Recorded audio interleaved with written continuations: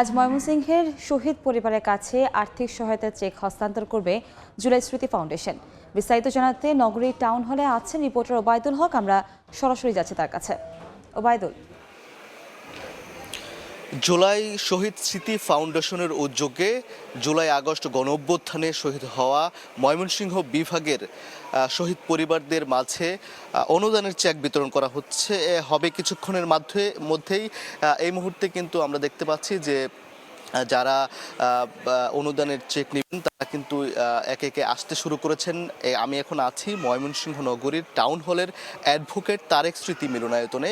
এখানে মূলত যে ময়মনসিংহ বিভাগের যারা শহীদ পরিবার রয়েছে, ময়মনসিংহ বিভাগে আমরা জানতে পেরেছি যে 95 জনের তালিকা ভুক্ত করা হয়েছে, 95 জনকে। তার মধ্যে 55 জন পরিবারের মাঝে আজকে এই অনুদানের চেকটি বিতরণ করা হবে। আমরা সকাল থেকে দেখেছি যারা ময়মনসিংহ জেলা, শেরপুর, নেত্রকোনা, জামালপুর জেলার বিভিন্ন উপজেলা থেকে শহীদ পরিবারের সদস্যরা এখানে এসেছেন এবং সকালে এসে তারা রেজিস্ট্রেশন কার্যক্রম সম্পন্ন করেছেন এবং তারা এখন এই অ্যাডভোকেট তারেক স্মৃতি মিলনায়তনে উপস্থিত হয়েছেন। কিছুক্ষণের মধ্যেই এই যে চেক বিতরণ অনুষ্ঠানটি সেটি শুরু হবে এবং সেখানে জুলাই শহীদ স্মৃতি ফাউন্ডেশনের সাধারণ সম্পাদক সার্জিস আলম তিনি উপস্থিত থাকবেন। এছাড়াও এখানে আমরা দেখেছি যে শহীদ মুগ্ধর ছোট ভাই, এই ফাউন্ডেশনটির প্রধান নির্বাহী কর্মকর্তা স্নিগ্ধ, তিনি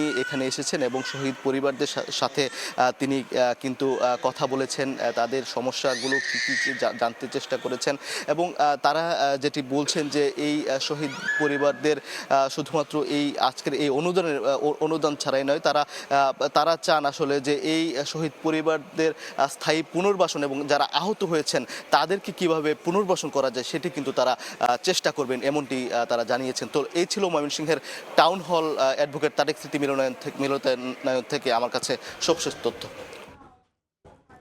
আমরা সরাসরি যুক্ত ছিলাম ময়মনসিংহ থেকে।